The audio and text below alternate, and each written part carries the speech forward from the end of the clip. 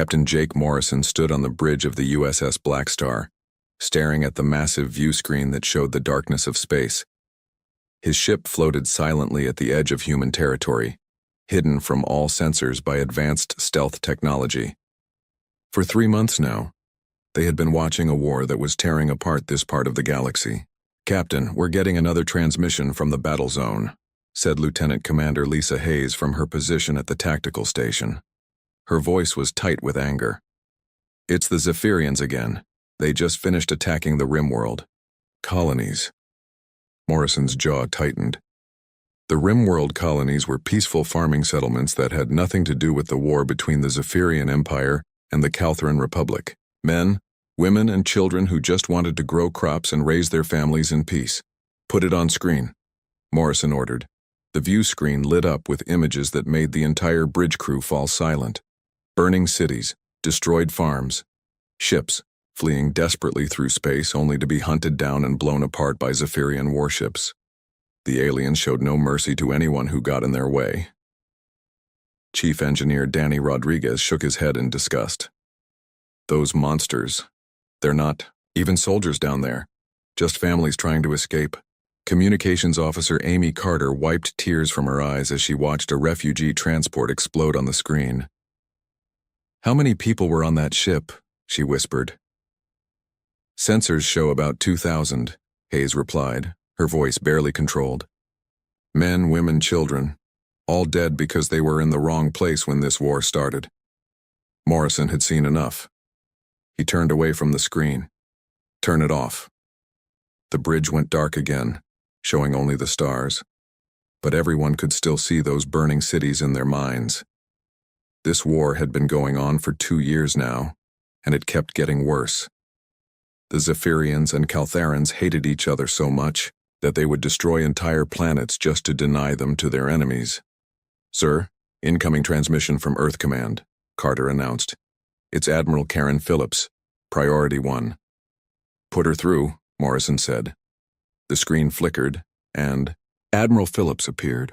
She was an older woman with gray hair and tired eyes. Morrison could see the stress of command written across her face. "Captain Morrison, I'm afraid I have bad news," she began without any greeting. "Our diplomatic mission to both alien empires has failed completely. Ambassador Chen tried everything, but neither side will even consider peace talks." Morrison nodded. He had expected this. "What did they say exactly, Admiral?" Phillips looked even more tired. "The Zephyrians told our ambassador that humans are weak insects who should stay out of affairs that don't concern us. The Caltharans said almost the same thing. Both empires think we're too small and pathetic to matter." "And our offer to help the refugees?" Morrison asked, though he already knew the answer. "Rejected by both sides. They said any human ship found in their territory will be destroyed on sight. They don't want our help and they don't want us interfering with their war." Phillips paused, then continued. "But that's not the worst part, Jake." Morrison felt a cold feeling in his stomach. "What else?" "Both empires have started attacking our shipping lanes. 3 of our trade vessels were destroyed yesterday. The aliens claimed they were carrying supplies to their enemies." Phillips's voice grew hard. "They weren't. They were just normal cargo, ships carrying medicine and food to our outer colonies." Hayes looked up from her station. "Admiral, how many casualties?" 847 people, Phillips replied, "including the crew of the medical ship Mercy. They were carrying supplies to help sick children on New Boston." The bridge fell silent. Everyone knew the Mercy. It was a hospital ship that traveled between human colonies bringing medical care to places that needed it most. The crew were doctors and nurses, not soldiers. Rodriguez slammed his fist on his console. "They killed doctors and nurses, people who were trying to help sick kids." Morrison felt the anger building inside him, but he kept his voice calm. "Admiral, what are our orders?" Phillips leaned forward on the screen. "The Security Council has made its decision, Captain. We tried diplomacy. We tried to stay neutral. We tried to help their victims. None of it worked.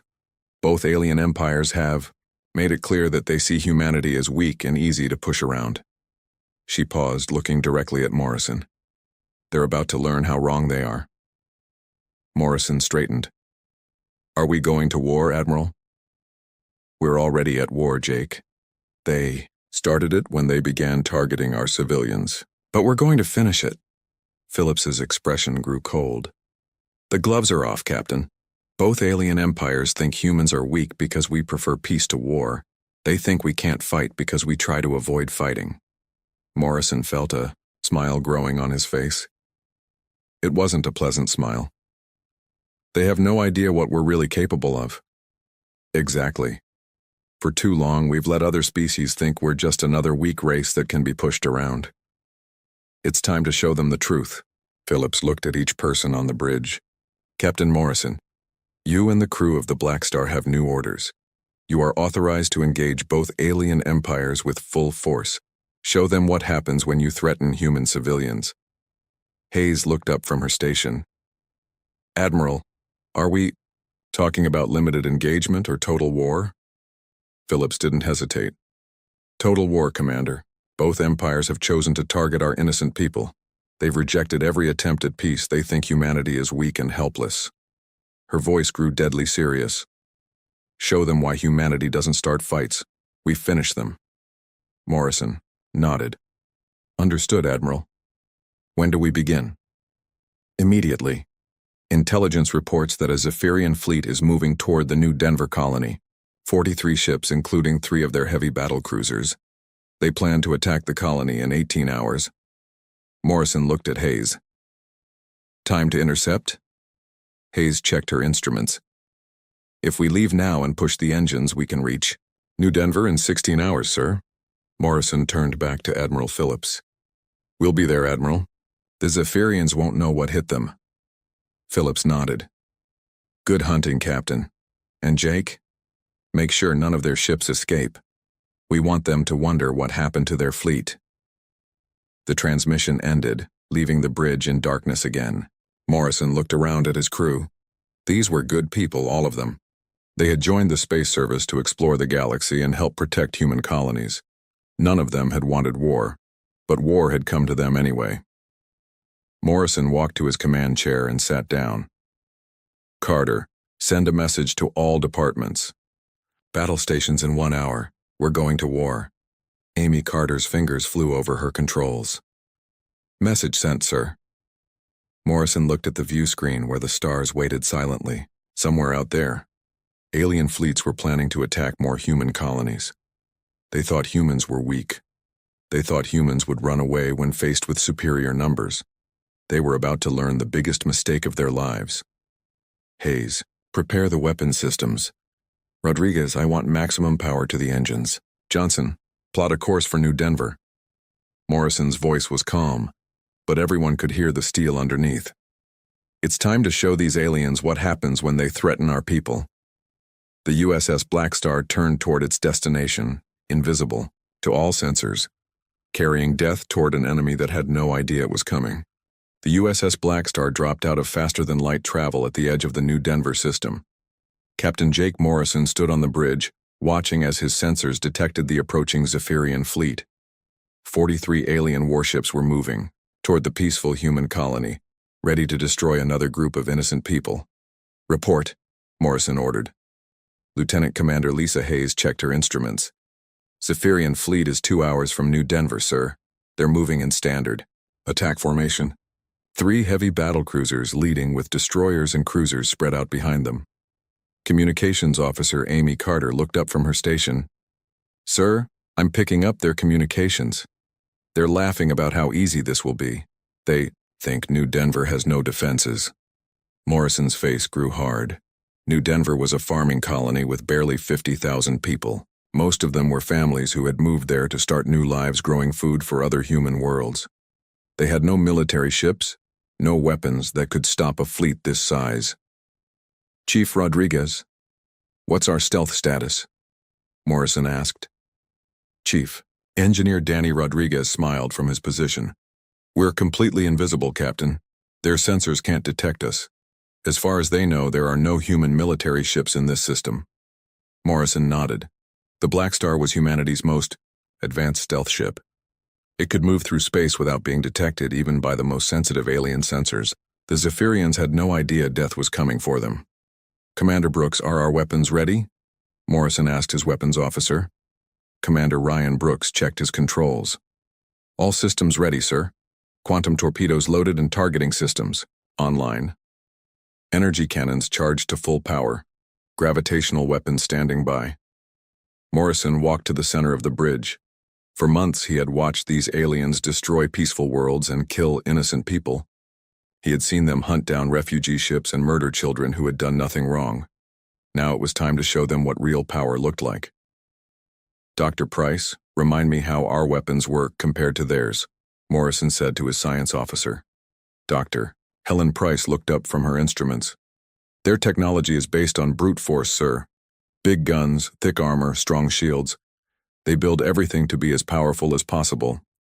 But they never learned about precision."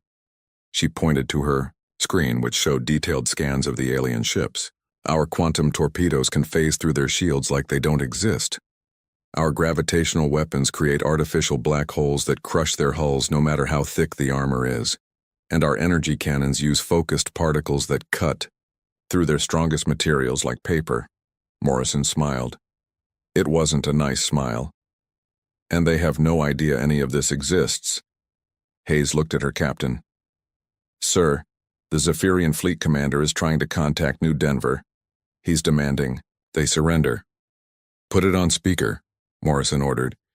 The bridge filled with the harsh voice of the alien commander. His name was War Admiral Zexatai, and he was known throughout this part of the galaxy for his cruelty. "Weak humans of New Denver, you will surrender immediately. Your pathetic species thinks it can hide from the mighty Zephyrian Empire. We will show you the price of weakness." Another alien voice joined in, laughing. "Look at them, War Admiral. They're not even trying to fight. Humans are the most cowardly species in the galaxy. They run away from every real battle." War Admiral Zextai laughed too. "Yes, they talk about peace and cooperation, but that's just because they're too weak to fight. After we destroy this colony, we'll hunt down every human ship we can find. The galaxy will be better without these insects." Morrison had heard enough. "Carter, open a channel to the Zephyrian fleet." Amy Carter's hands moved over her controls. "Channel open, sir." Morrison's voice was calm and cold. "Zephyrian fleet, this is Captain Jake Morrison of the USS Blackstar. You are ordered to withdraw." From this system immediately. The alien laughter stopped. War Admiral Zextai's voice came back, confused and angry. "What human ship dares to threaten the Zephyrian Empire? Show yourself, coward." Morrison looked at his crew. Every person on the bridge was ready. They had all seen the recordings of alien attacks on human civilians. They had all watched innocent people die because these creatures thought humans were weak. "Hayes, drop the stealth field," Morrison ordered. The USS Blackstar appeared on every Zephyrian sensor at once. The alien fleet suddenly found themselves facing a ship unlike anything they had ever seen.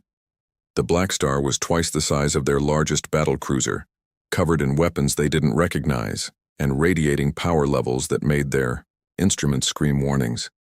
War Admiral Zextai's voice came over the radio again, but now it sounded worried. "One ship?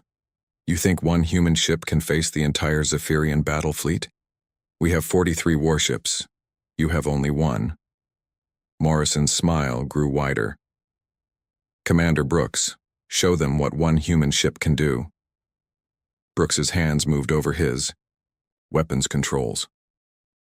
Firing quantum torpedoes. 6 blue lights shot from the Blackstar toward the Zephyrian fleet. The aliens tried to raise their shields and turn their ships to avoid the attack. But the quantum torpedoes passed through their shields like they weren't there and struck 6 Zephyrian cruisers. The alien ships exploded instantly. Their thick armor and powerful shields meant nothing against weapons that attacked at the quantum level. In 3 seconds, 6 enemy warships became expanding clouds of burning metal. The Zephyrian fleet stopped moving. War Admiral Zextai's voice came over the radio, no longer laughing. "Impossible. Our shields were at full power. How did your weapons penetrate them?"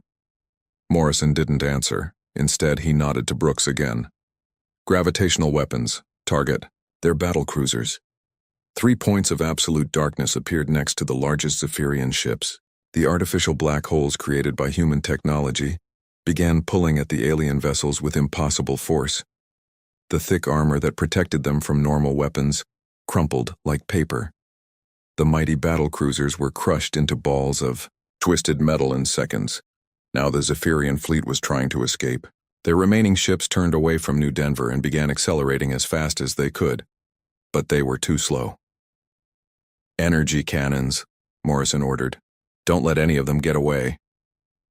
Beams of pure energy shot from the Blackstar, each one perfectly aimed. The focused particle beams cut through Zephyrian ships like a sword through cloth. Hulls split open. Engines exploded. Life support systems failed. One by one, the Zephyrian warships died. Their advanced technology, their thick armor, their powerful weapons meant nothing against humanity's precision engineering. In less than 10 minutes, 43 alien warships had been reduced to scattered debris.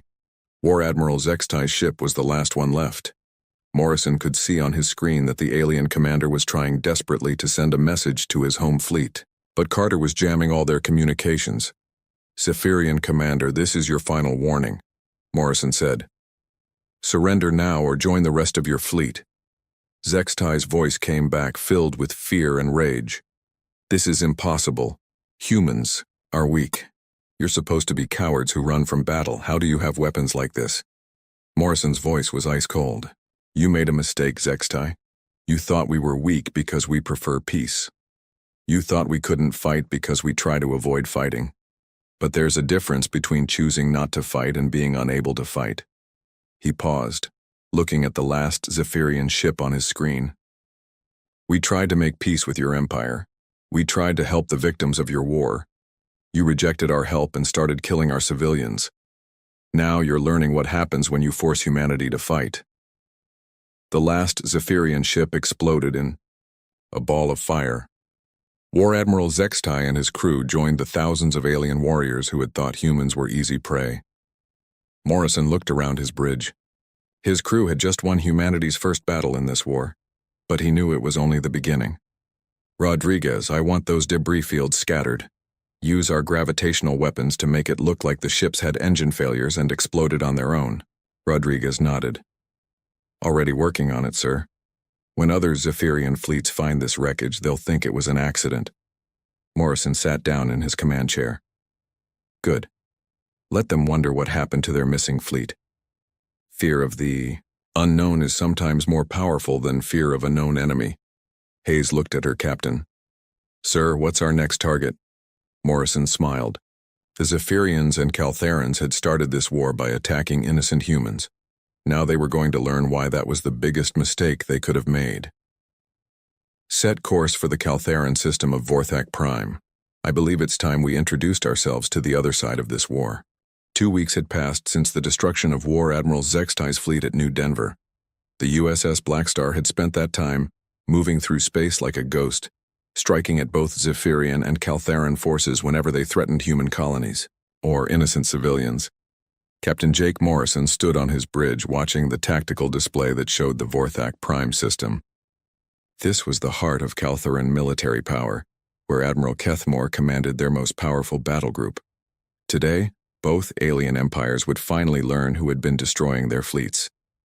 "Captain, we're detecting massive fleet movements in the system," reported Lieutenant Commander Lisa Hayes. "The Caltherans have assembled over 60 warships around their main base. But there's something else." Morrison raised an eyebrow. "What else?" Hayes checked her instruments again. "Sir, there's a Zephyrian fleet here too, 37 ships. It looks like both empires are working together for the first time in this war." Communications Officer Amy Carter looked up from her station. "I'm picking up their communications, sir. They're talking about the mysterious disappearances of their fleets. They think there's some kind of new weapon or unknown enemy attacking both sides." Morrison smiled grimly. For 2 weeks, the Blackstar had been systematically destroying alien military forces throughout this region of space. Every time a Zephyrian or Caltheran fleet moved to attack human settlements, they simply vanished. No distress calls, no survivors, no evidence of what had happened to them. "Dr. Price, what's the status of our new systems?" Morrison asked his science officer. Dr. Helen Price looked up from her instruments with excitement in her eyes. The dimensional phase drive is working. Perfectly, Captain. We can now move through normal space in ways that completely violate alien understanding of physics.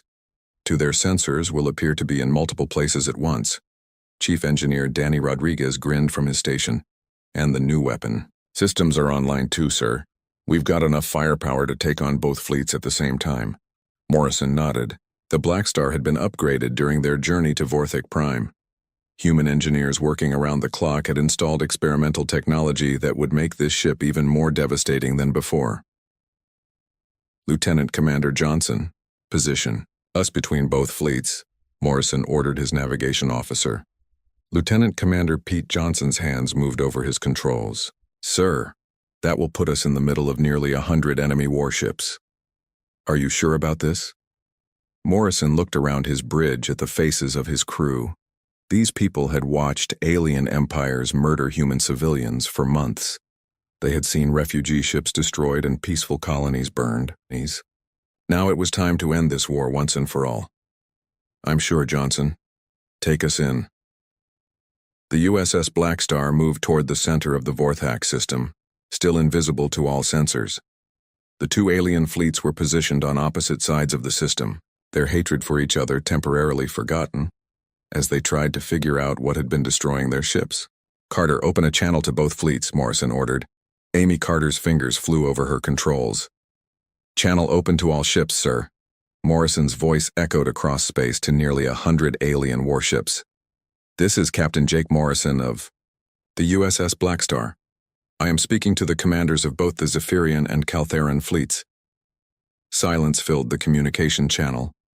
Then Admiral Kethmore's deep voice came through the speakers. Human Captain, show yourself. How do you dare enter our system with only one ship? War Commander Vexilon of the Zephyrian fleet added his voice. Yes, foolish human. We have nearly 100 warships here. Your single vessel will be destroyed in minutes. Morrison looked at his weapons officer. Commander Brooks, drop our stealth field and power up all weapons. The USS Blackstar appeared on every sensor screen in the system at once. But this time, something was different. The ship seemed to shimmer and shift, appearing to be in several different locations simultaneously.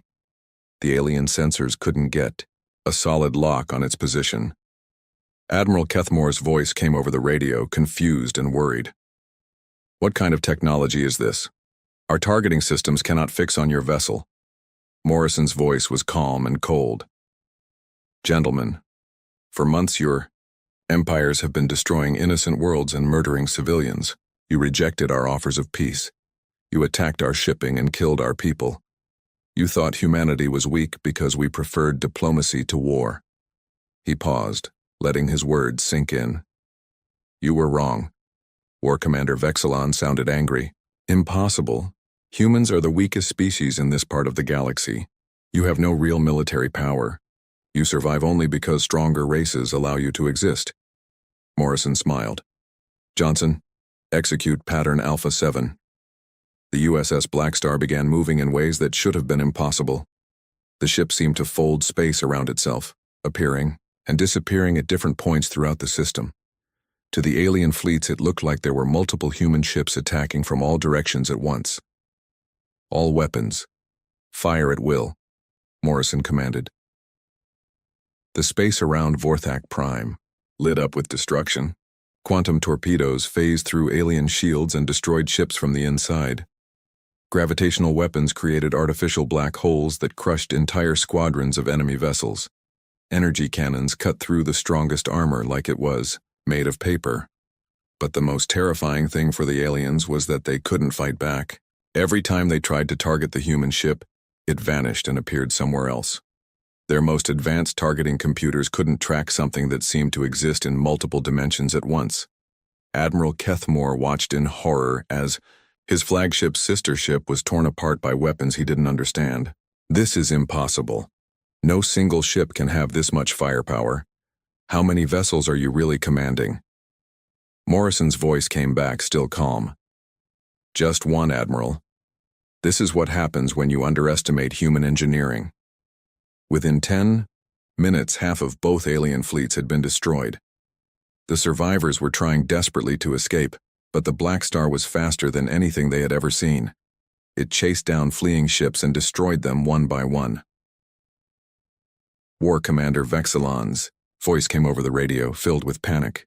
"We surrender, please, we surrender. Stop this destruction." Morrison's voice was ice cold. "You didn't offer surrender to the civilians you murdered. You didn't show mercy to the refugee ships you hunted down. Why should I show you mercy? More." Alien ships exploded. Admiral Kethmore tried a different approach. "Captain Morrison, surely you don't want to commit genocide. We can negotiate an end to this war." Morrison paused the attack. "You want to negotiate? Fine. I'll give you the same terms you offered our colonies. Unconditional surrender or complete destruction. Choose now." The alien commanders were silent for a long moment. Finally, Admiral Kethmore spoke. "What are your terms for surrender?" Morrison looked around his bridge. His crew had fought bravely to protect human lives. Now they had the chance to end this war and save both human and alien lives. "All military operations against human targets will cease immediately. Both of your empires will withdraw all forces from human space. You will provide full compensation for the civilian ships and colonies you destroyed, and you will submit to human oversight of your military forces until we are satisfied that you can be trusted not to attack innocent people again." War Commander Vexilon sounded outraged. "Those terms are impossible. We cannot accept human oversight of our military." Morrison's voice became deadly serious. "Then you choose destruction." The USS Blackstar resumed its attack. More alien ships died, their crews screaming in terror as human weapons tore through, their vessels like paper. The remaining ships scattered in all directions, trying desperately to escape. But Morrison wasn't finished. "Carter, record this message and broadcast it to the home worlds of both empires." Amy Carter nodded. "Recording?" "Sir." Morrison looked directly into the camera. "To the leaders of the Zephyrian Empire and the Caltharan Republic, this is Captain Jake Morrison of the human vessel USS Blackstar. Your fleets have been destroyed. Your most powerful commanders are dead or captured. This war ends now." He paused, letting the image of burning alien ships fill the screen behind him. "For too long you have terrorized innocent worlds and murdered peaceful people. You thought humanity was weak because we tried to make peace with you. You were wrong." Morrison's expression grew harder. "Humanity does not start wars, but we finish them. You have seen what one human ship can do to your combined fleets. We have many more ships just like this one. Continue your attacks on human targets or innocent civilians, and we will end both of your empires completely." The recording ended. Carter began broadcasting it to every world in both alien empires. Morrison sat back in his command chair and looked at the wreckage floating around Vorthak Prime. Nearly 100 alien warships had been reduced to scrap metal in less than 30 minutes. The most powerful military force either empire had ever assembled was gone. Hayes looked up from her tactical station. "Sir, we're detecting emergency transmissions from both alien homeworlds. Their governments are calling emergency sessions." Morrison nodded. "Good. Let them discuss what they've learned today. Johnson, set course for Earth. I think it's time we reported back to Admiral Phillips." As the USS Blackstar turned toward human space, Morrison low. 3 weeks after the destruction at Vorthak Prime, emergency alarms rang throughout the bridge of the USS Blackstar. Captain Jake Morrison rushed from his ready room to find his crew working frantically at their stations. "Report," Morrison ordered, as he took his command chair. Lieutenant Commander Lisa Hayes looked up from her tactical display, her face pale. "Sir, long-range sensors are detecting a massive fleet movement toward Earth. Both the Zephyrian Empire and Caltharan Republic have combined their remaining forces. We're looking at over 10,000 warships." Morrison felt his blood run cold. 10,000 ships was the largest military force ever assembled in known galactic history. How long until they reach Earth? "At their current speed, 4 days," Hayes replied. "Sir, this is their entire combined fleet. Every battleship, cruiser, destroyer, and support vessel both empires have left. They're coming to destroy humanity's homeworld. Communications officer Amy Carter turned from her station. Captain, I'm picking up their broadcast transmissions. They're calling this the final solution to the human problem. They plan to wipe out every human in the galaxy. Morrison stood up, his hands clenched into fists. The alien empires had decided that humanity was too dangerous to be allowed to exist. Rather than accept defeat, they were gambling everything on one massive attack against Earth itself. Carter, get me Admiral Phillips immediately, Morrison ordered. The view screen lit up with Admiral Phillips's tired face. Behind her, Morrison could see the frantic activity of Earth Command's war room. Jake, please tell me you have good news. Morrison shook his head. I'm afraid not, Admiral. The combined alien fleet will reach Earth in 4 days. They're bringing everything they have left. Admiral Phillips closed her eyes for a moment. Our home defense fleet has only 300 ships, Jake. Even with our advanced technology, we can't face odds like that. Morrison looked at his crew. These brave men and women had fought alongside him for months, watching him destroy alien fleets with seemingly impossible ease. But even the mighty Blackstar couldn't face 10,000 enemy ships alone. Admiral, there's something I need to tell you, Morrison said slowly. The Blackstar was never meant to fight this war alone. Phillips raised an eyebrow. What do you mean? Morrison smiled for the first time in days. Admiral, the USS Blackstar was a prototype. We've been testing new weapons and technology for the past year, but we weren't the only ship being built. Though, view screen split, showing Admiral Phillips and another figure Morrison knew well. Captain Sam Parker appeared, standing on a bridge identical to the Blackstar's. Hello, Admiral, Parker said with a grin. USS Thunderbolt reporting for duty. Another screen appeared showing Commander Beth Stevens. USS Lightning standing by. More screens filled the display. Captain Mike Davis on the USS Storm. Commander Jane Foster on the USS Hurricane. Captain Paul Anderson on the USS Tornado. One by one, dozens of Blackstar-class vessels revealed themselves. Admiral Phillips stared in amazement. How many ships do we have? Morrison's smile grew wider. 57 Blackstar-class dreadnoughts, Admiral. We've been building them in secret shipyards throughout human space. Each one has the same advanced technology and firepower as my ship. Chief Engineer Danny Rodriguez looked up from his station. Sir, all ships are reporting ready for battle. Weapons charged, stealth systems online, dimensional drives prepared. Morrison turned back to Admiral Phillips. Admiral, we're going to intercept the alien fleet before it reaches Earth. The battle will take place in the Centauri system. Phillips nodded slowly. Jake, are you sure 57 ships can handle 10,000 enemy vessels? Morrison looked around his bridge at the faces of his crew. Lieutenant Commander Pete Johnson was checking navigation systems. Dr. Helen Price was monitoring the ship's advanced weapons. Commander Ryan Brooks was preparing targeting computers. These people had followed him through every battle, trusting in human technology and determination. Admiral, these aliens have made one final mistake, Morrison said. They think numbers matter more than technology. They think quantity can beat quality. They're about to learn how wrong they are. The transmission ended, and Morrison turned to his crew. Johnson set course for the Centauri system, maximum speed. As the USS Blackstar jumped to faster-than-light travel, Morrison opened a channel to all 57 human ships. This is Captain Morrison to all vessels. In 4 days, we face the largest military force ever assembled. The aliens are coming to destroy our homeworld and exterminate our entire species. He paused, looking at the faces of hundreds of human officers on his screen. But they've made the same mistake every bully makes. They think that because they're bigger, they're stronger. They think that because there are more of them, they must win. Morrison's voice grew stronger. They don't understand what they're really facing. Each of our ships represents the best of human engineering, human courage, and human determination. We don't just have better weapons and stronger shields. We have something they can never understand. We're fighting for our families, our children, our future. Captain Parker's voice came over the communication system. Sir, all ships report ready for battle. Morrison nodded. Then let's go show these aliens what happens when you threaten the human race. 3 days later, the combined human fleet waited in the Centauri system. 57 Blackstar-class ships hung in space, invisible to all sensors, watching as the massive alien armada approached.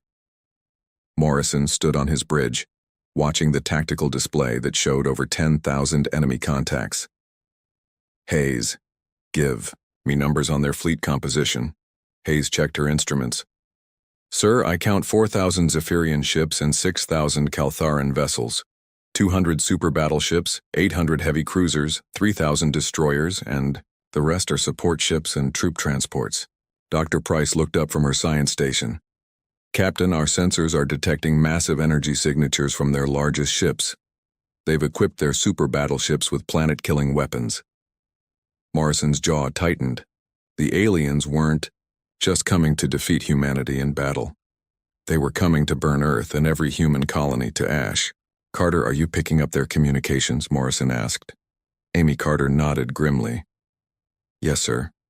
The alien commanders are discussing which human worlds to destroy first. They want to make examples of our colonies before they attack Earth. Morrison had heard enough.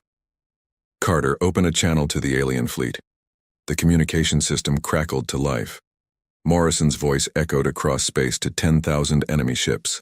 This is Captain Jake Morrison of the human fleet. You are ordered to withdraw from this system immediately. Laughter filled the communication channel. The voice of Supreme War Admiral Kethval, the highest-ranking Caltharan officer, came through. The speakers. One human dares to order the combined might of two empires? Show yourself, Captain Morrison. Let us see this legendary ship that has caused us so much trouble. Morrison looked at his crew one final time. All ships, drop stealth, fields and power-up weapons. 57 human dreadnoughts appeared on every alien sensor screen at once. The massive enemy fleet found itself surrounded by ships that seemed to shimmer and shift through multiple dimensions. The alien laughter stopped immediately. Supreme War Admiral Kethval's voice came back, filled with shock. Impossible. Our intelligence said humans had only one advanced ship. Morrison's voice was ice cold. Your intelligence was wrong about many things. You thought we were weak because we preferred peace. You thought we were helpless because we tried to avoid war. You thought we would surrender when faced with superior numbers. He paused, watching as the alien fleet tried to reorganize itself to face threats from all directions. You were wrong about everything. Supreme Commander Zexthor of the Zephyrian fleet tried to sound confident. 57 ships against 10,000. You are still outnumbered more than 100 to 1. Even with your advanced technology, you cannot win. Morrison smiled grimly. Commander Brooks, show them what human ships can really do. The space around Centauri lit up with destruction unlike anything the galaxy had ever seen. 57 human ships unleashed their full firepower against the alien armada. Quantum torpedoes phased through shields and destroyed ships from within. Gravitational weapons created artificial black holes that swallowed entire squadrons. Energy cannons cut through the thickest armor like paper. But this time was different. The sheer number of targets meant the human ships could fire continuously without pause. Every second, dozens of alien vessels exploded or were crushed by impossible forces. The alien fleet tried to fight back, but their weapons couldn't even locate the human ships properly. The dimensional phase drives made the human vessels appear to be everywhere and nowhere at once. In the first 10 minutes of battle, over 3,000 alien ships were destroyed. The survivors tried desperately to escape, but the human fleet was faster and more maneuverable than anything they had ever faced. Supreme War Admiral Kethval's voice came over the radio, filled with terror. We surrender. Please, we surrender. Stop this destruction. Morrison's voice was merciless. You didn't offer surrender to the families you murdered. You came here to exterminate every human in the galaxy. Now face the consequences of your choice. The battle continued for 1 hour. When it was over, 6 months had passed since the destruction of the combined alien fleet at Centauri. Captain Jake Morrison stood on the bridge of the USS Blackstar as it approached the Zephyrian homeworld of Zephyr Prime. The once mighty planet that had commanded a galaxy-spanning empire now lay defenseless before humanity's power. Captain, we're receiving surrender signals from the planetary government. reported Communications Officer Amy Carter. "They're requesting permission to speak with you." Morrison nodded. "Put them through." The view screen lit up with the image of former War Marshal Keth Tai, who had once been one of the most feared military commanders in the galaxy. Now he looked tired and defeated, his proud uniform replaced by simple civilian clothes. "Captain Morrison," Keth Tai said, his voice respectful. "On behalf of the Zephyrian people, I formally surrender our world to human authority. We accept full responsibility for the crimes our empire committed against innocent civilians." Morrison studied the alien leader's face. 6 months ago, this same being had been planning to exterminate every human in the galaxy. Now he spoke of surrender and responsibility. The complete destruction of their military forces had changed everything. "Former War Marshal, I want to be very clear about something," Morrison said. "Humanity didn't come here to conquer your people or destroy your civilization. We came to make sure you never again threaten innocent lives." Lieutenant Commander Lisa Hayes looked up from her tactical station. "Sir, planetary scans show their military production facilities have been completely shut down as requested. No weapons manufacturing, no warship construction." Morrison nodded. Over the past 6 months, both alien empires had followed humanity's demands exactly. All military forces had been disbanded. All weapons factories had been closed. All plans for aggression had been abandoned. "Dr. Price, what's the status of our humanitarian aid program?" Morrison asked his science officer. Dr. Helen Price smiled from her station. "The medical supplies and food shipments are being distributed successfully, Captain.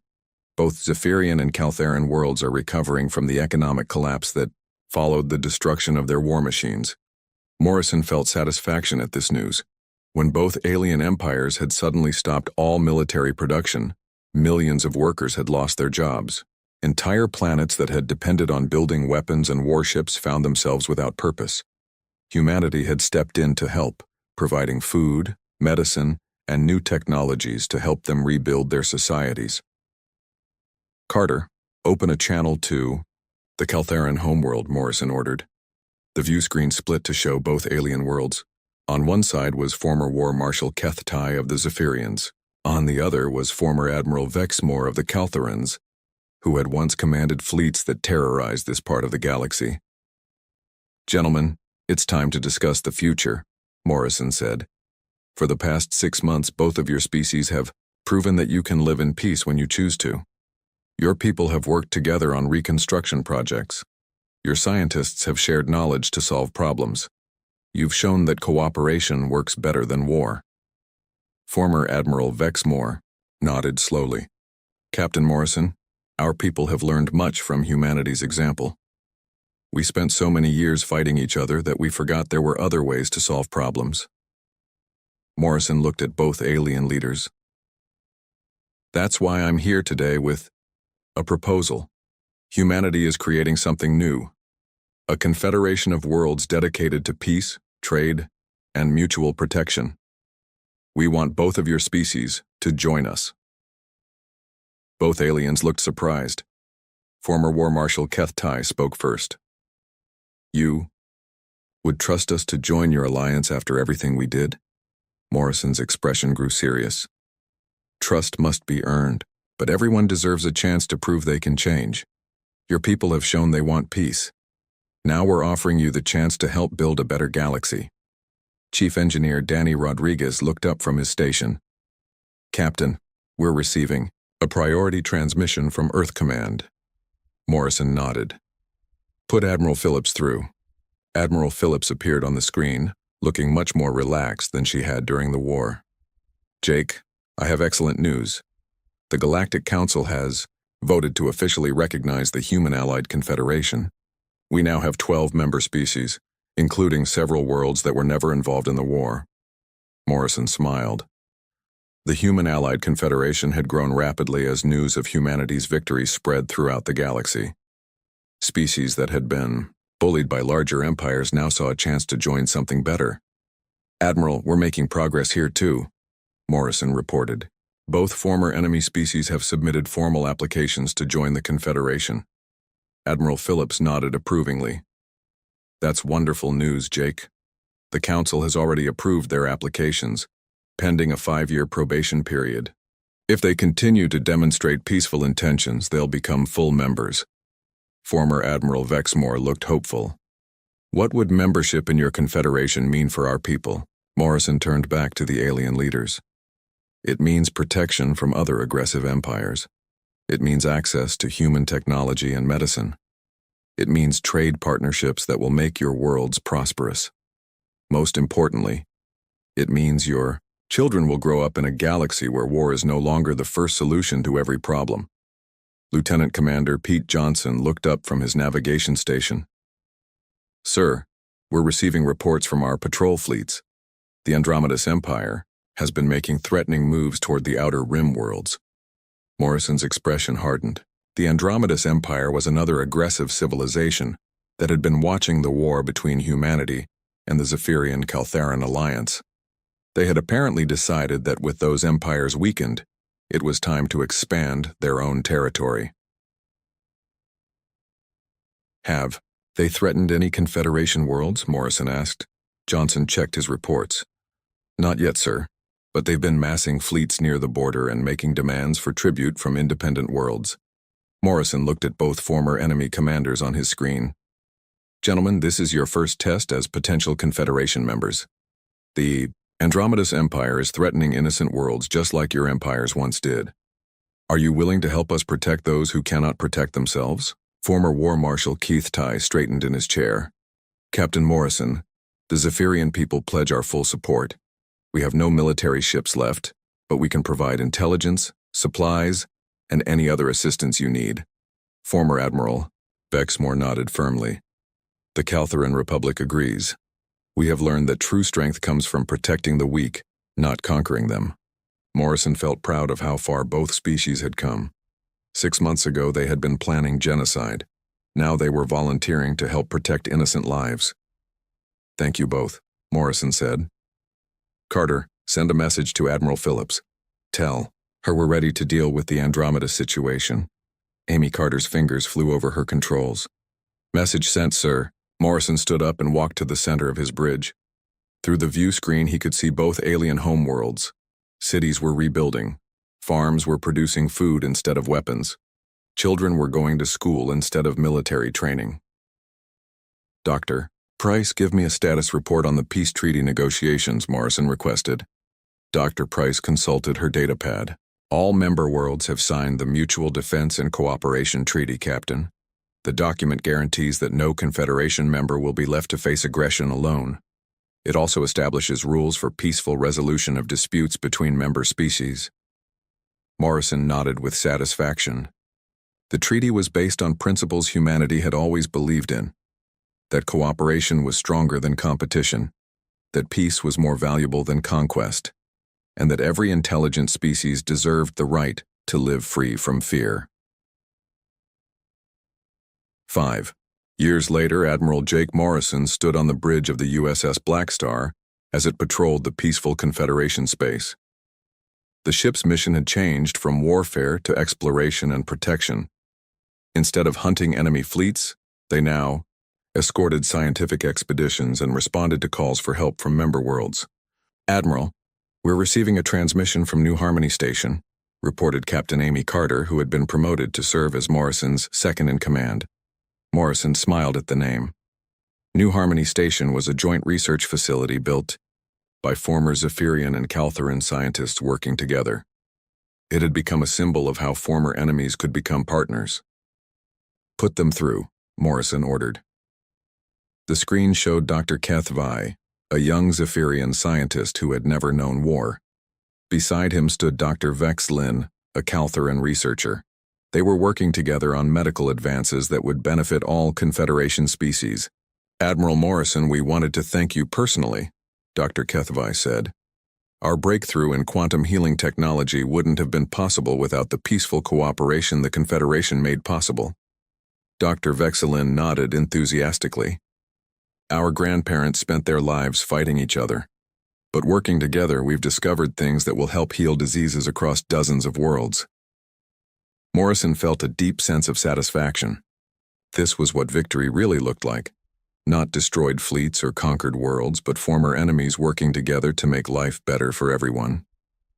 "Keep up the excellent work, doctors," Morrison said. "The galaxy is a better place because of people like you." As the ship Harmonious Dawn glided through the dark space near the yellow star. Inside, Ambassador Vexthal stood before the viewing screen, his crystalline body reflecting the soft lights of the bridge. After 12,000 years of peace, the Galactic Collective had grown to 47 species, all living in harmony. Now they had found signals from another civilization. "The patterns are clear," said the communications officer, her tentacles dancing across the controls. "They call themselves humans. They come from the third planet." Vexthal felt excitement pulse through his crystal structure, a new species to welcome into the collective. Another voice in the great chorus of galactic peace. "Send our greeting message. Tell them we come as friends." The response came faster than expected. The humans seemed eager, almost excited. Within 3 days, both sides agreed to meet at a neutral space station that the collective built between Mars and Jupiter. Captain Sarah Chen was the first human to float through the airlock. She wore a blue uniform with strange symbols on the shoulders. Her face held a wide smile as she extended her hand toward Vexthal. "On behalf of humanity, welcome," she said. "We've dreamed of this moment for centuries." Vexthal looked at her outstretched hand. The collective's database had already explained this greeting ritual. He carefully extended one of his crystalline appendages and touched her palm. Her skin was warm, soft, but underneath he could sense the dense muscle and bone. The cultural exchange began immediately. The humans brought gifts, music, art, literature, and samples of their culture. Vexthal and his team studied everything with growing fascination and something else. Something that felt like unease. The first concern came from the entertainment officer, a small being named Pip who loved studying other cultures' art forms. "Ambassador," Pip said, his voice uncertain, "have you watched their entertainment programs?" Vexthal had not. "What troubles you?" "They watch violence. For fun." Pip brought up a screen showing what humans called a boxing match. 2 humans were hitting each other repeatedly while thousands of other humans cheered. This is their sport. They pay to watch other humans hurt each other. Vexthal felt a tremor through his structure. Perhaps it is staged? Like our theatrical performances? "The blood is real," Pip said quietly. That evening, Vexthal met with Captain Chen in the station's observation lounge. The Earth hung in the distance, a beautiful blue and green sphere. "Your world is lovely," Vexthal said. "Thank you," Chen replied, sipping from a cup of something hot. "We're proud of it, though it hasn't always been easy living there. I must ask you something, Captain. We observed some of your entertainment. The violence seems common." Chen's smile faded slightly. Yes, we've been expecting questions about that." She set down her cup. "Humans have a complicated history. We're actually quite peaceful now. We haven't had a major war in almost a century." "A century seems recent," Vexthal observed. "I suppose it does." Chen looked out at Earth.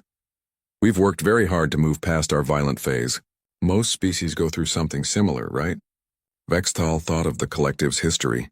Wars were so ancient that they existed only in archaeological records.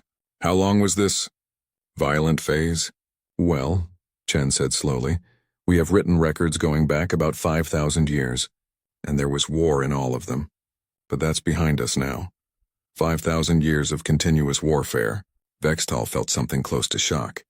The collective's last war had been 8,000 years ago, and it had lasted only 3 months before everyone realized how pointless it was. Over the next week, Vexthal's team continued their research. What they found disturbed them more each day. The linguists discovered that human languages were filled with war terminology. They used these words in daily conversation. A worker might attack a problem. A business could target customers. Students faced deadlines. Everything was combat, even when it was not. The anthropologist found that every human culture on every continent had independently invented warfare. There was no peaceful human society in all their history. Even their religious texts contained detailed rules about how to conduct wars properly. But it was the biologist's report that truly frightened Vexthal. Their eyes face forward, Dr. Kelmore explained, displaying a human skull. "This is a predator's eye placement. It provides depth perception for tracking prey. Many species have forward-facing eyes, Vexthal protested. Yes, but look at the rest. Kelmore brought up more images. Their teeth include pointed canines for tearing meat. Their hands can form into fists, a structure with no purpose except hitting. And this, he highlighted the human arm structure. They can throw objects with incredible accuracy and force. They're the only species we've found with this level of throwing ability. Do you know what that's for, Ambassador? Tell me. Throwing weapons. Rocks, spears, anything. A human can kill from a distance with frightening precision. And their shoulder joints evolved specifically for this purpose. Vexthal examined the data in silence. Then he asked, what kind of world makes a species like this? A terrible one, Kelmore said. Their planet is classified as a Class 12 death world. High gravity, extreme weather, thousands of predator species, countless diseases and toxins. Ambassador, Earth tried to kill humanity for millions of years, and humanity survived by becoming the greatest predator on the planet. That night, Vexthal accessed Earth's historical database. He wished he hadn't. World War I, 20 million dead. World War II, 85 million dead. The numbers were incomprehensible. And those were just 2 wars among thousands. Humans had developed weapons that could destroy their entire planet. They had built bombs that used the power of splitting atoms. They had created diseases to use against each other. They had made gases that dissolved lungs, and through all of it they had survived. They had kept fighting. They had never given up. The most chilling moment came when Vexthal was reviewing a human military document. It contained something called Rules of War. Geneva Conventions, they called them. Humans had created laws about the proper way to conduct warfare. They had a concept of war crimes, meaning there were wrong ways and right ways to kill each other. What kind of species needed rules about how to fight wars? The next morning, Vexthal called an emergency meeting with his team. We need to report this to the Council, he said. Humanity is unlike any species we've encountered. They are the first Deathworld apex predator species to achieve spaceflight. What do we recommend? Asked Pip. Vexthal thought of Captain Chen's warm smile, her genuine enthusiasm for peace, the beautiful art and music humans had created. But he also thought of the boxing matches, the war museums, the weapons that could crack planets. I don't know, he admitted. The humans say they want peace. They seem sincere. But they're built for war. Every part of them. Their bodies, their minds, their culture. What happens if they decide peace is boring? What happens if they turn those abilities on us? The team sat in uncomfortable silence. Finally, Kelmore spoke. Maybe we're looking at this wrong.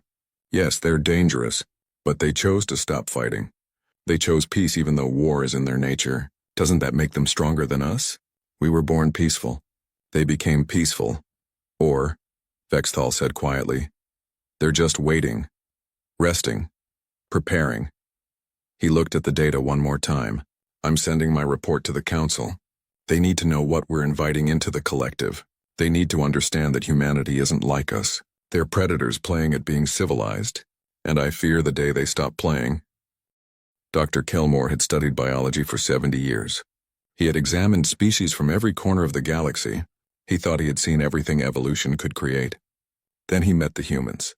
The medical exchange program seemed innocent enough. Humans wanted to understand alien biology. The collective wanted to understand human biology. Everyone would benefit. So Kelmore found himself in a research station orbiting Earth, staring at a human volunteer named Marcus Webb. So, what do you need me to do? Marcus asked, sitting on the examination table.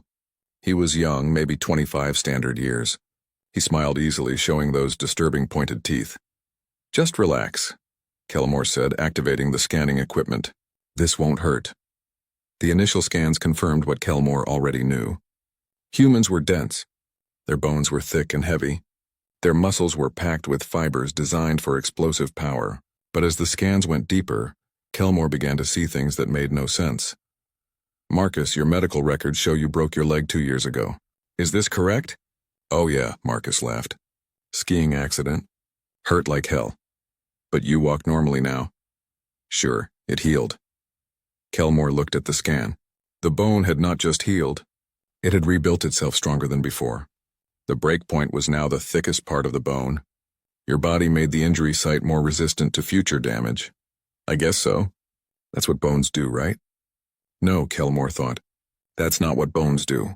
When other species broke bones, they healed weaker. They became vulnerable. But humans got stronger from damage. Over the next week, Kelmore examined 30 human volunteers.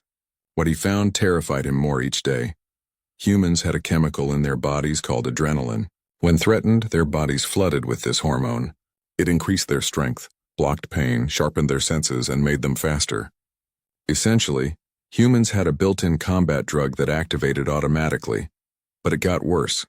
Humans could keep functioning with injuries that would kill any collective species instantly. A human could lose a quarter of their blood and still fight. They could break bones and keep running. They could be stabbed, shot, or burned, and their bodies would simply refuse to die until the threat was eliminated. "We call it shock," explained Dr. Sarah Okonkwo, a human physician helping with the research. "The body prioritizes survival over pain. It shuts down non-essential systems and focuses everything on staying alive." "For how long?" Kelmore asked. "Depends on the injury. But there are cases of people fighting for hours with fatal wounds. The body doesn't realize it's dead yet, so it keeps going." Kelmore felt ill. What kind of evolution created a species that had to be killed multiple times to stay down? The endurance testing was even more disturbing. Kelmore had read about human persistence hunting, but seeing it was different. They put a human volunteer named Jennifer on a treadmill. She was 32 years old, average fitness. They asked her to run at a comfortable pace. She ran for 2 hours before Kelmore stopped the test. "You could continue?" he asked. Jennifer was breathing hard but smiled. "Oh yeah. I usually run for about 3 hours on weekends. Some people do ultramarathons. Those are like 100 miles. 100 miles. Kelmore could barely walk for 2 hours. Most collective species needed rest after 30 minutes of activity. But humans could just keep going, like machines, like Terminators. Our ancestors hunted by chasing animals until they collapsed from exhaustion," Jennifer explained, drinking water. "We're not the fastest species, but we're the most stubborn. We just don't stop." That night, Kelmore couldn't sleep. He kept thinking about persistence hunting. Humans would identify a prey animal, then chase it. The animal would run, fast and desperate, but humans would follow slow and steady. The animal would tire, stop to rest. The humans would catch up. The animal would run again. This would continue for hours, sometimes days, until the animal's heart gave out from exhaustion. Then the humans would calmly walk up and kill it. What kind of predator wins by being inevitable? The dietary research made Kelmore question reality itself. He watched in horror as Marcus ate something called hot sauce. "This contains capsaicin," Kelmore said, checking his scanner. "That's a poison." "A plant defense mechanism. Why are you eating poison?" Marcus grinned, his eyes watering. "Because it tastes good. You're in pain. Yeah, but it's a fun pain. Humans ate toxins for entertainment. They consumed alcohol, a literal poison that damaged their liver. They drank caffeine, a pesticide. They ate plants that evolved toxins specifically to avoid being eaten. And humans looked at these chemical weapons and said, 'Delicious.'" Dr. Okonkwo explained, "Humans evolved as scavengers and omnivores. We had to eat whatever we could find. So our bodies learned to process a wide range of substances. We're not immune to poisons, but we're very resistant." "What can't you eat?" Kelmore asked. Okonkwo thought for a moment. "Heavy metals, strong acids, most artificial chemicals. But natural stuff. We can usually handle it. Our ancestors ate rotten meat when necessary. We're tough." The social observations were perhaps most disturbing. Kelmore watched as Marcus greeted a friend in the station's common area. The friend had brought his pet. It was a dog. A 40-pound predator with sharp teeth and a strong jaw. A wolf barely domesticated, and Marcus immediately knelt down to pet it. "This is Duke," the friend said proudly. "He's a good boy." The dog licked Marcus's face. Marcus laughed. A predator was licking his face, and Marcus found it enjoyable. "You keep predators in your homes," Kelmore said weakly. "Dogs aren't really predators anymore," Marcus said, scratching Duke's ears. "We domesticated them 30,000 years ago. Now they're family. You turned wolves into pets." "Well, yeah. We also kept cats. Those are obligate carnivores. Can't survive without meat. But they're cute, so..." Marcus shrugged. Kelmore had to sit down. Humans had taken predators, creatures designed to kill, and made them into companions. They slept next to these animals, let them around their children, fed them and loved them. What kind of species befriends predators? The answer Kelmore realized was simple: predators. Pack hunters who recognized other pack hunters. Apex predators who saw no threat from lesser carnivores. His final test was reaction time and pattern recognition. He set up a simulation where random objects would appear on a screen. The subject had to track them and predict their movement. Marcus scored better than any collective species. His eyes locked onto targets instantly. His brain calculated trajectories without conscious thought. When Kelmore made the objects move erratically, Marcus adapted within seconds. Your ancestors hunted fast-moving prey, Kelmore said, studying the results. Yep. Deer, rabbits, birds. If it moved, we chased it, Marcus stretched. Anything else you need? Just one more question. What is a berserker? Marcus's expression changed. Became serious. That's complicated, it's a Norse word. Refers to warriors who would enter a kind of trance during battle. They'd feel no pain, no fear. Just rage and the need to destroy enemies. Why do you ask? Your medical literature mentions berserker rage as a psychological condition. Oh yeah. Marcus looked uncomfortable. Sometimes humans under extreme stress enter a state where they just snap. All higher reasoning shuts off. They become pure aggression. It's rare and we treat it as a disorder now. But it used to be seen as a warrior's gift, a gift. Humans considered uncontrollable violence to be a gift. That evening, Kelmore compiled his report for Ambassador Vexthal. His hands shook as he typed. Humanity represents an unprecedented threat level, he wrote. They are the result of millions of years of pressure from a hostile world. Every system in their body is designed for violence and survival. They heal stronger from injuries. They can fight through wounds that should kill them. They never tire. They can eat toxins. They keep predators as pets because they don't fear other predators. Their senses are optimized for tracking and killing. But most concerning is their adaptability. Humans don't just survive. They thrive. They turn disadvantages into advantages. They make the impossible routine. They look at a problem and solve it through sheer stubbornness. The collective has existed for 12,000 years without meeting a species like this. We are herbivores and filter feeders, philosophers and artists. We chose peace because violence seemed pointless. Humans chose peace despite being built for war, and I fear that choice is temporary, because I've seen what they are beneath the smile and kindness. They're survivors. They're hunters. They're the species that Earth couldn't kill. If they decide to stop being peaceful, nothing in the galaxy can stop them. Kelmore sent the report and looked out at Earth. It glowed softly in the darkness, beautiful and terrible. Down there, 8 billion apex predators were pretending to be civilized. He wondered how long the pretense would last. Shivara had always loved studying cultures. As the collective's chief anthropologist, she had spent decades learning how different species expressed themselves through art, language, and tradition. She approached humanity with the same enthusiasm.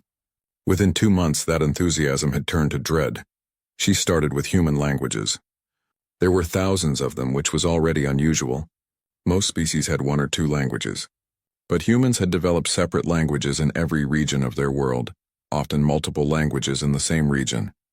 What disturbed Shivara was not the diversity. It was the vocabulary. Every human language was soaked in combat terminology.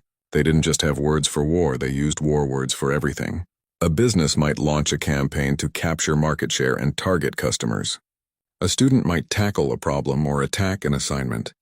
Workers faced deadlines, a term from actual executions. Shivara made a list. It grew disturbing quickly.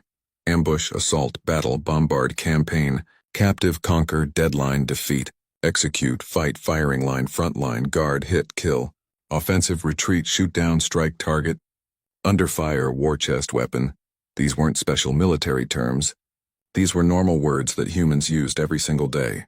Children used them in school. Business leaders used them in meetings. The words for violence were woven into casual speech so deeply that humans didn't even notice. She asked a human colleague, David Rodriguez, about this. Huh, David said, thinking.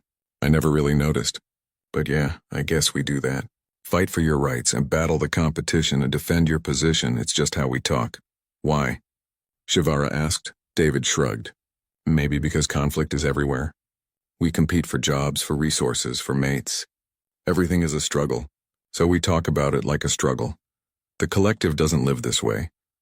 Well, you guys are lucky, David smiled. Humans had to fight for everything. Maybe that's why our language reflects it. Shivara moved on to human games, hoping to find something innocent. She found the opposite. Human children played tag, which was practice for chasing prey. They played hide and seek, which taught tracking and ambush skills. They played dodgeball, where they threw objects at each other. Their video games simulated combat. Their board games were about war and conquest. Even chess, which seemed intellectual, was a simulation of medieval warfare. She watched human children at play on the observation deck of the space station. Two boys were pretending to shoot each other with their fingers. Bang. "I got you!" "No, you didn't." "I got you first." They were play fighting, practicing murder while laughing. Their parents watched and smiled. Shivara felt sick. Collective children played cooperative games. They built things together, told stories, made music. They didn't practice killing. Sports were even worse. Humans had invented hundreds of sports, and most involved combat or combat simulation. Boxing, wrestling, martial arts, fencing, even their team sports like football and hockey were violent. Players crashed into each other at full speed. Injuries were common. Concussions were expected, and millions of humans watched these sports. Cheered for them, paid enormous sums of money to see other humans hurt each other. "It's controlled violence," explained David when she asked. "It's a way to channel aggression into something relatively safe. Better to hit each other in a boxing ring than in the streets. Why must you hit each other at all?" David looked confused. "It's fun, and it's tradition. Humans have always tested themselves against each other. It's how we measure strength and skill." The music research was equally disturbing. Human music had rhythm, which was beautiful. But it also had war drums, battle hymns, marching songs. Every culture had music designed to pump up warriors before combat. The rhythms matched the human heartbeat during stress, preparing the body for violence. She listened to something called heavy metal, and had to turn it off after 30 seconds. The aggressive sound made her want to flee. David said it was awesome and played it while working out. Human art confused her. It was often beautiful, technically impressive, but violent themes appeared everywhere. Paintings of battles, sculptures of warriors, stories about heroes who solved problems through combat. Even their romance stories often included fighting. "Don't you have any peaceful art?" she asked David. "Sure, tons. But conflict makes stories interesting. A story where everyone agrees and nothing goes wrong is boring. We like tension, struggle, resolution. The hero's journey, right? Challenge, battle, victory. All your stories are about fighting?" "Not all. But most, I guess. Even love stories have conflict. The lovers have to fight society or circumstances or themselves. Struggle is interesting. Peace is..." David searched for the word. "Peace is the ending. It's what you get after the story is over." That statement haunted Shivara for days. For humans, peace was an ending. It was what came after. War and struggle were the story itself. She began researching human history more deeply. What she found was horrifying. Humans had been at war continuously for their entire recorded history. Not one single year of global peace. Not one generation that didn't fight. War after war after war, each more destructive than the last. The world wars were beyond comprehension. Entire continents involved. Millions of soldiers, cities destroyed, whole populations mobilized for killing, and humans had fought with incredible determination. They had starved, frozen, bled, and died in trenches in jungles and deserts. They had never surrendered the will to fight. Worst of all, they had rules for war, the Geneva Conventions, laws about proper conduct during warfare. Humans had sat down and created extensive documents about the correct way to kill each other. There were rules about prisoners, rules about civilians, rules about weapons.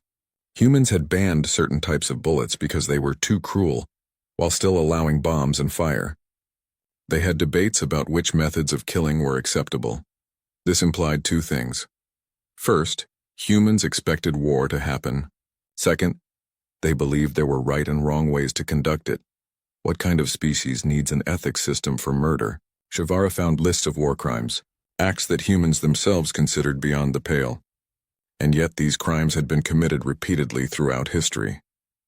Humans knew these things were wrong and did them anyway. Then they held trials and punished the perpetrators. They had a word for this: crimes against humanity. Even humans recognized that humans could be monstrous. They had codified it, studied it, tried to prevent it, and failed again and again.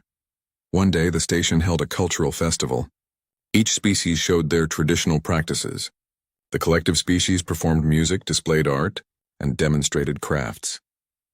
The humans did a sword dance. Shivara watched as a group of human performers, dressed in traditional clothing, moved through a choreographed routine with sharp metal blades. The movements were beautiful, graceful, precise. The audience clapped along to the drums. Then Shivara realized what she was watching. The movements weren't just dance. They were attack patterns. Slash, parry, thrust, spin, strike. This was a training exercise disguised as entertainment. They were teaching combat techniques through dance.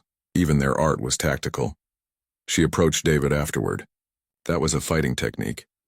Yes, sword dancing has roots in military training, but now it's just cultural tradition. Nobody actually fights with swords anymore. But you preserve the knowledge.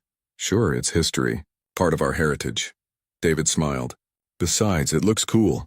Shivara went back to her quarters and began her report for Ambassador Vexthal. Her hands were shaking. Human culture is warfare culture, she wrote. It permeates every aspect of their civilization. Their language is violent. Their games prepare children for combat. Their sports are ritualized fighting. Their art glorifies warriors. Their music pumps them up for battle. Their history is an unbroken chain of warfare. Most disturbing is that humans have created an entire philosophical framework around war. They have military academies that teach strategy and tactics. They have libraries full of books about warfare. They study famous generals like other species study philosophers. Sun Tzu's art of war is taught in their business schools. They apply military thinking to everything. The collective's last war ended 8,000 years ago because everyone agreed fighting was pointless. We stopped because we saw no reason to continue. Humans have never stopped. They created laws to make war more humane. They built monuments to remember their wars. They teach their children about battles and heroes. War is not an aberration in human culture. It is the foundation. When Captain Chen says humans are peaceful now, what she means is they aren't actively killing each other this century. But the capacity, the knowledge, the cultural framework, all of it remains. They are warriors on a break, and everything they do, every word they speak, every game they play, keeps them ready to fight again. I don't believe humans are evil, but I believe they are dangerous in a way the collective has never encountered. They are a species that evolved for war, developed culture around war, and defined themselves by war. They talk constantly about peace, and I think they genuinely want it.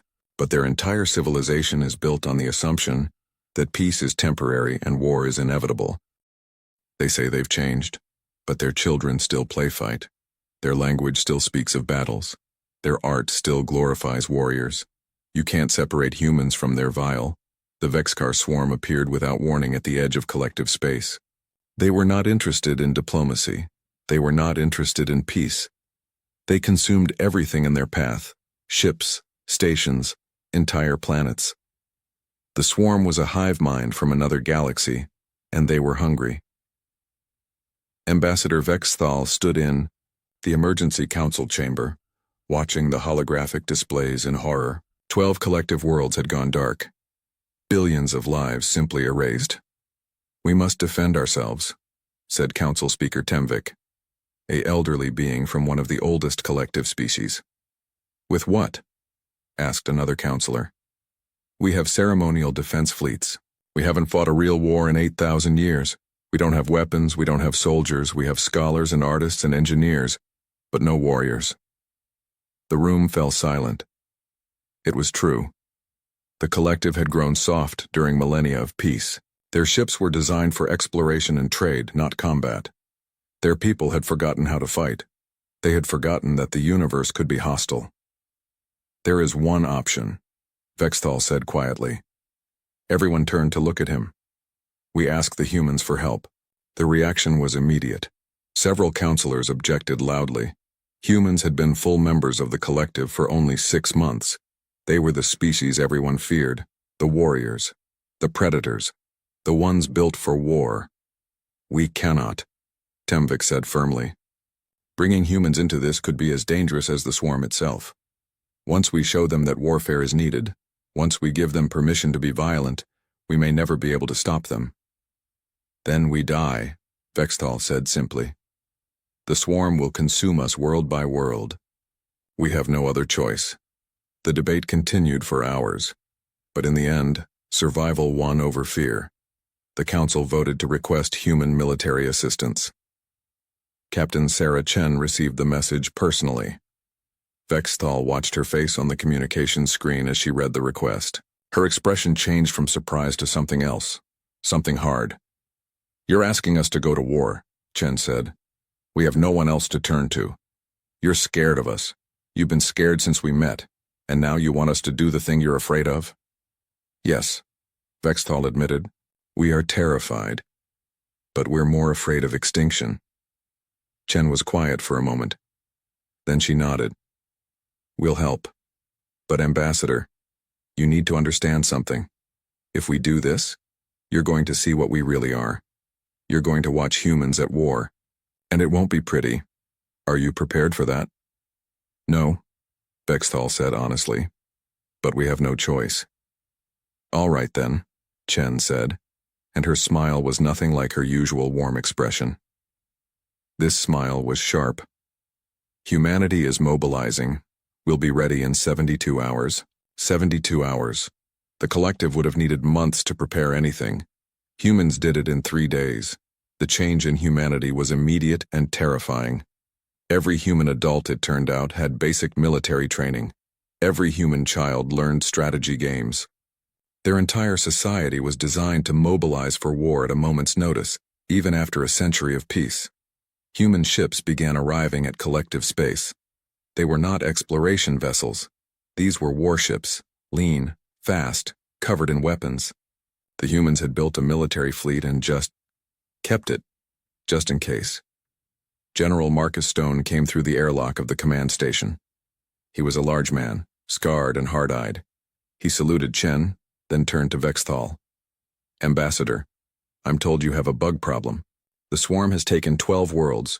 We estimate they'll reach our core systems within 2 months. Show me." They went to the tactical room. Stone studied the displays in silence, his eyes tracking the swarm's movements. Vexthal watched him calculate, analyze, plan. It took less than 5 minutes. "They're predictable," Stone said. "Swarm tactics.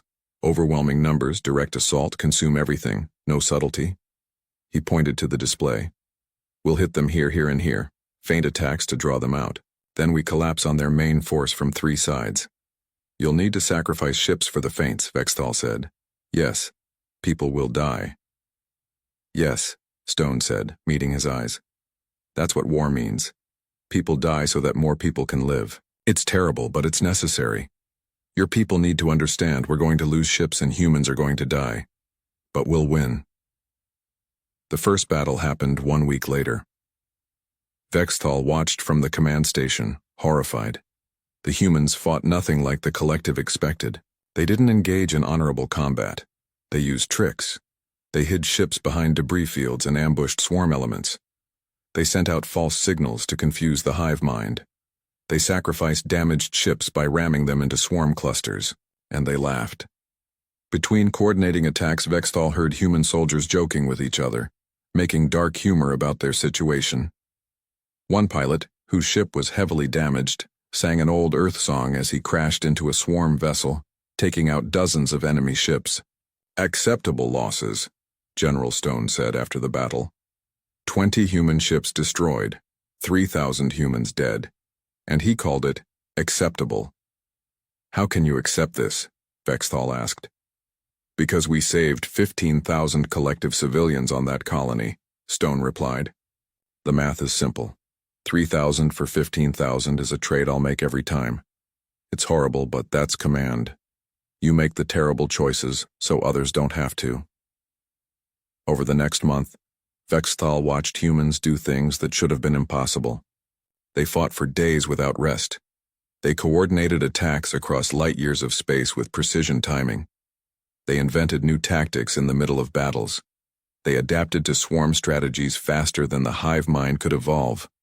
Most disturbing was their comfort with violence. After a brutal battle that left hundreds dead, Vexthal found human soldiers in the mess hall eating, joking, playing cards. They had just watched their friends die and they were laughing. "How do you do this?" he asked Chen, who sat nearby. "Do what?" "Function. After seeing such death." Chen looked at her coffee. We compartmentalize. We process grief later, but in the moment, we focus on the mission. If we fall apart every time someone dies, we can't function. So we push it down, do our jobs, and deal with the emotions when the fighting stops. She looked at him. It's not healthy, probably, but it works. You're comfortable in war. I wouldn't say comfortable, but familiar, yes. Humans have been doing this for thousands of years. We're good at it because we've practiced. That's not something to be proud of, but it is reality. The decisive battle came 6 weeks after humans joined the fight. General Stone had lured the main swarm fleet into a trap. 3 human battle groups waited in hiding.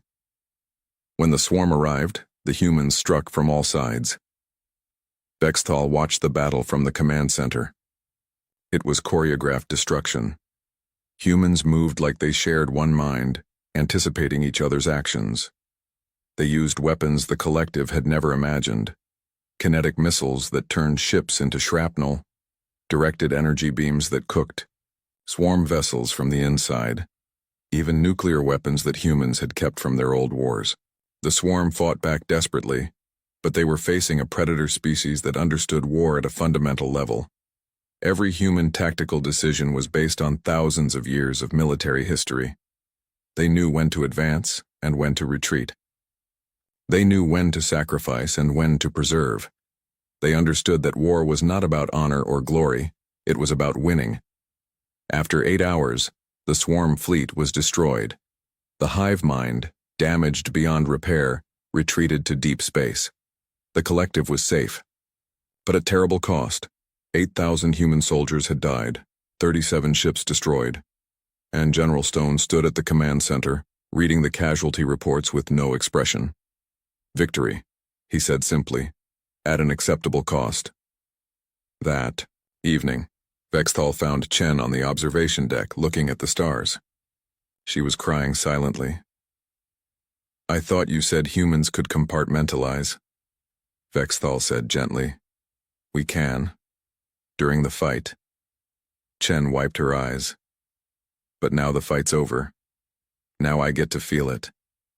8,000 people, Bexthal. 8,000 humans who'll never go home, and I gave the orders that sent them to die. You saved billions of collective lives. I know. That's what makes it bearable. But it doesn't make it easy. She looked at him. You understand now, don't you? What we are. You've seen us at war. Are you more afraid of us than before? Bexthal thought carefully before answering. Yes and no. I'm afraid of what you can do. The efficiency, the violence, the casual acceptance of death. But I'm also grateful. And I understand something I didn't before. What's that? You chose peace despite being good at war. That makes your choice meaningful. We were peaceful because we didn't know how to fight. You're peaceful because you know exactly what fighting costs. That's stronger somehow. Chen smiled sadly. Maybe. Or maybe we're just tired of killing. Either way, the war's over, the swarm is gone, and now we have to decide what kind of relationship the collective and humanity will have going forward. That, Bexthal said, is a conversation for the Council, and I suspect it will be complicated. Below them, human ships were gathering their dead, preparing for memorial services, mourning their losses. But they were ready, Bexthal knew, to fight again if needed. They would always be ready. That was what made them tarry. The collective council chamber had never been so tense. Representatives from all 47 species gathered to discuss one question: what to do about humanity. The swarm was gone. The immediate threat had passed. But now the collective faced a different problem. They had invited warriors into their peaceful society, and those warriors had proven exactly how dangerous they could be. Ambassador Bexthal stood before the council, preparing to give his final report on humanity. He had spent 6 months studying them, watched them save the collective, and seen them at their best and worst. Now he had to help decide their future. Council Speaker Temvik spoke first. The chamber recognizes Ambassador Bexthal. Present your findings. Bexthal activated the holographic display. Images appeared showing human history, biology, culture, and military capabilities. The assembled counselors shifted uncomfortably as the data scrolled past. Humanity is a paradox, Vexthal began. They are the most dangerous species we've ever encountered. They are also the most determined to be peaceful. Understanding both these truths is essential. We have seen their danger, said Counselor Ventok, a nervous being from a water world. They killed 8,000 of their own people and called it acceptable. They use weapons that crack planets. They laugh after battles. They are monsters pretending to be civilized. I used to think that, Vexthal admitted, but I was wrong. Humans aren't pretending. They genuinely want peace. But they come from a world that tried to kill them for millions of years. They survived by becoming the greatest predators on Earth. Every part of them, from their biology to their culture, was shaped by constant warfare. He changed the display to show human evolution. Humans didn't choose to be this way. Earth made them this way. High gravity made them strong. Predators made them fierce. Scarcity made them competitive. They evolved surrounded by things trying to kill them, so they learned to kill better. Then they are weapons, Ventok insisted. Biological weapons created by a death world. No, said a new voice. Captain Sarah Chen walked into the chamber. She wasn't supposed to be here, but no one stopped her. We're survivors. There's a difference, Temvik gestured for her to continue. Chen stood beside Vexthal, facing the entire collective council. You're right that Earth made us dangerous, Chen said. Everything you've learned about us is true. We're predators. We're built for violence. Our culture is soaked in warfare. But here's what you're missing. We hate it. You seemed comfortable during the battles, Ventok said. Familiar isn't the same as comfortable. We know how to fight because we've had to. For thousands of years, if you didn't know how to fight, you died. So we learned. We got good at it. But that doesn't mean we enjoy it. Chen walked to the center of the chamber. Every human culture has war monuments. Do you know what they say? They don't say glory to war, they say never again. We build memorials to remember the dead and the cost. We teach history so future generations understand how terrible war is. We don't glorify violence, we mourn it. She pulled up images on the display. Human war memorials covered in names of the dead. This is the Vietnam Memorial. 58,000 names. Every one a person who died in a war that shouldn't have happened. We built this monument not to celebrate war but to remember its cost. So we'd think twice before doing it again. More images appeared. The Hiroshima Peace Memorial, the Holocaust Museum, Arlington Cemetery. Rows upon rows of graves we remember, Chen said softly. Every war, every death, every mistake. We carry the weight of our history because we never want to repeat it. That's why we built peace. Not because we don't know how to fight, but because we know exactly what fighting costs. Then why keep weapons? Asked another counselor. Why maintain a military if you want peace? Because the universe is dangerous, Chen replied. The swarm proved that. You needed us because you'd forgotten that danger exists. We never forgot. We hoped we'd never need to fight again, but we stayed ready just in case. And good thing we did, or you'd all be dead. The chamber fell silent. It was a harsh truth, but accurate. Vexithal spoke again. The question before us is not whether humans are dangerous, they are. The question is whether we trust them with that danger. How can we? Ventok demanded. They killed the swarm with such efficiency. What happens when they decide to kill us? Then we're already dead, Vexthal said bluntly. Humans could have conquered the collective at any time. They have the weapons, the tactics, the will. They didn't need our permission to join. They could have taken what they wanted. But they didn't. They asked to be our friends. They waited for our approval. They respected our wishes even though they didn't have to. That tells me something important. He turned to face the full council. Humans chose peace from a position of strength. That's rare. Most species choose peace because they're weak or afraid. Humans chose peace because they decided it was right. They could dominate the galaxy, but they'd rather explore it. They could take whatever they want, but they'd rather trade for it. They could rule through fear, but they'd rather earn respect. Dr. Kelmore stood up from the observers section. May I speak? Temvik nodded. I studied human biology extensively, Kelmore said. I was horrified by what I found. They're designed to be nearly unkillable. They heal from terrible injuries. They can fight through pain that would disable any of us. But I also learned something else. Humans are incredibly empathetic. They feel each other's pain. They care for their wounded.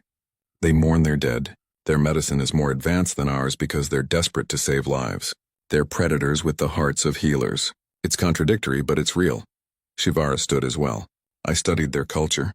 I found violence everywhere. But I also found art, music, poetry, philosophy. Humans spend more time creating beauty than they do fighting.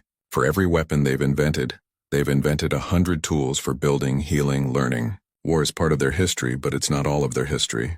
Maybe not even most of it. Chen smiled at them gratefully, then addressed the council again. You're trying to decide if we're safe. I can't promise we are. Humans are flawed. We make mistakes. We have capacity for great evil, but we also have capacity for great good. We saved the collective not because we had to, but because it was right. We lost 8,000 people defending strangers. That's who we are too.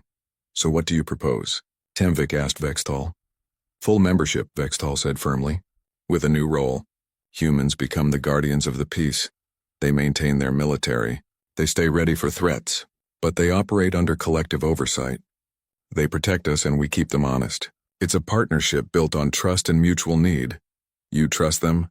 Ventok asked skeptically. I trust their desire for peace, Vextal replied. And I understand that peace requires strength. We learned that the hard way. Humans knew it all along. We need them. Not just as warriors, but as teachers. They can show us how to defend ourselves while remaining true to our values. The debate continued for hours. Some counselors remained afraid. Others saw the practical necessity. But slowly, a consensus formed. Finally, Temvik called for a vote. The chamber went silent as the results appeared on the display. 39 species voted yes. 8 voted no. Humanity was granted full membership as guardians of the peace. Chen bowed to the council. We accept the responsibility, and we promise to use our strength only in defense of peace. We'll be the sword the collective hopes to never use, but we'll be ready when needed. After the session, Vextal and Chen stood on the observation deck, watching Earth rise in the viewport. Are you happy with the decision? Vextal asked. Relieved, Chen said. I was worried you'd reject us, or try to disarm us. That would have been complicated. You would have refused. Yes. We've learned too many times that weakness invites aggression. We stay strong so we can be gentle.